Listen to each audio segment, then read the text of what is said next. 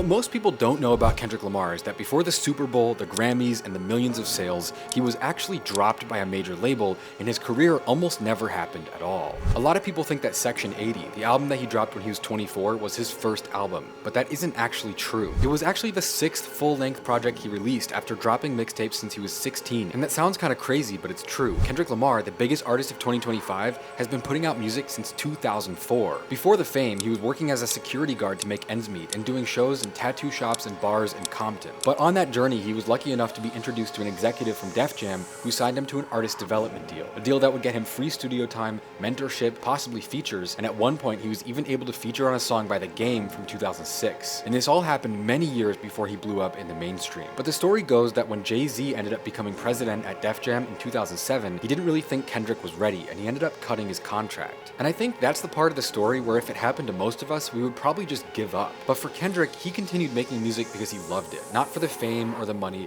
but because it was what he knew he was meant to do. And it did take many more years for him to find his eventual real big break, but it's that dedication that led him to later become one of the greatest rappers of all time. You can click the link in my bio to watch our full-length documentary about Kendrick Lamar.